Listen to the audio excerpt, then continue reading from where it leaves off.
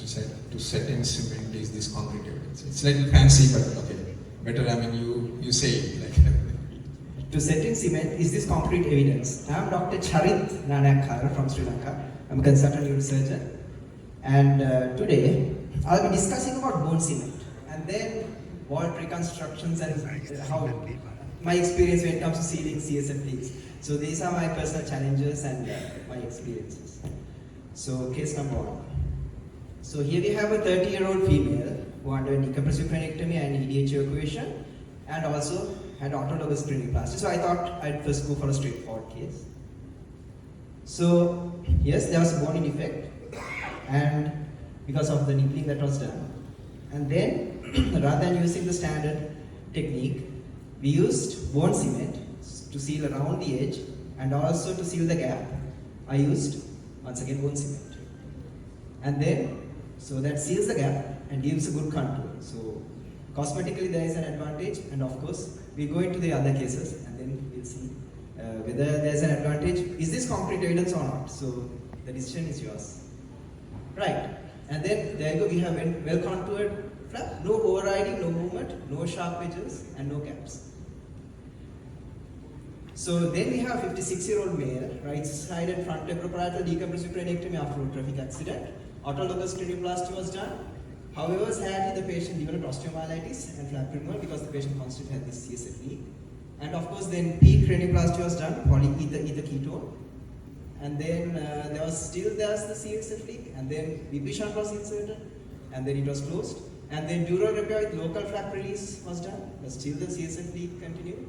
So then later the patient has CSF leak, local flap necrosis with CSF fistula formation. So there you see, part of the bone flap is exposed and this flap was opened multiple times.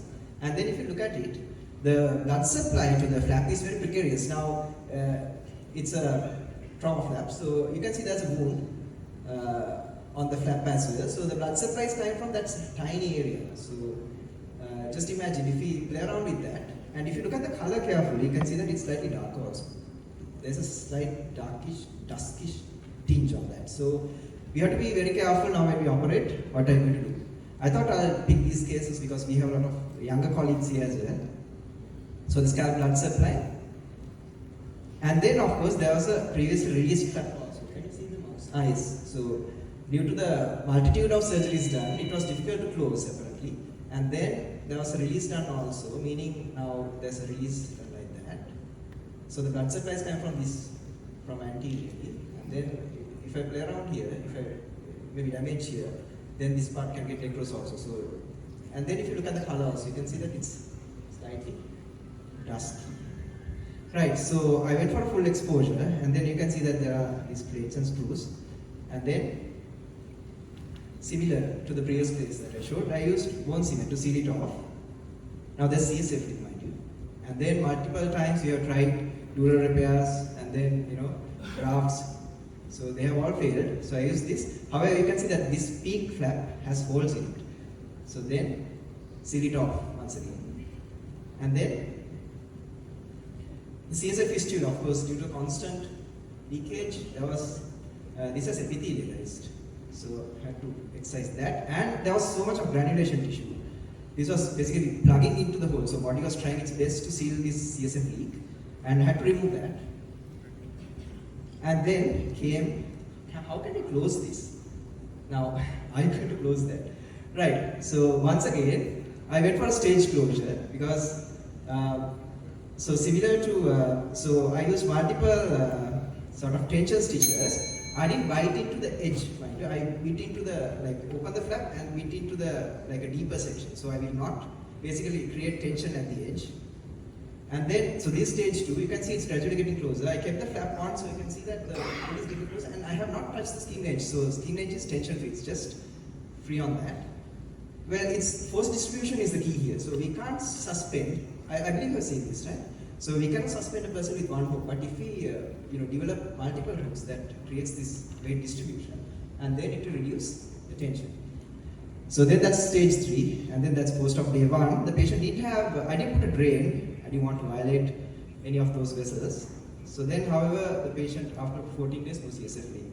So case number 3, We have 38 female, so bilateral hemorrhagic contusions, so multiple surgeries done. This was the bone flap that was sunken in, so I had no choice but to operate, and you can see there is a gap. You can see that this skin is stretched, right? So this is what it looked like intraoperatively. So 3D reconstructed, and we tested once again using bone cement. And anteriorly you can see it's nicely sealed. Frontal region is smooth, we will not have any edges. So on imaging it looks horrible, but then post-op the patient is nice and well, and she is going to work also. However, recently, now that was in 2020, now she came back 2024, a few weeks back actually, and then it was a stitch abscess, which I removed because I did put nylon stitches inside to keep this flap together, because otherwise you can see the flap was stretching out, so I needed some tension to hold it in. So I was expecting this, but it was just that. And yes, we even extended this since we had so much of success. We extended it into skull base as well. So a skull base exposure. So we even went for, we reconstructed the skull base using bone cement. I know this looks horrible, I understand, it doesn't look very nice. But then the idea is to add another layer. The more layers that we add, the lesser the chance of CSF leak. So possible pitfalls, this last slide.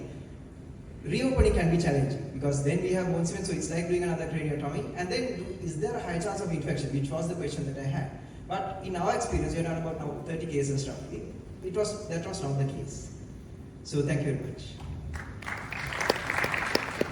Thank you, Dr. Charith, for bringing in these cases.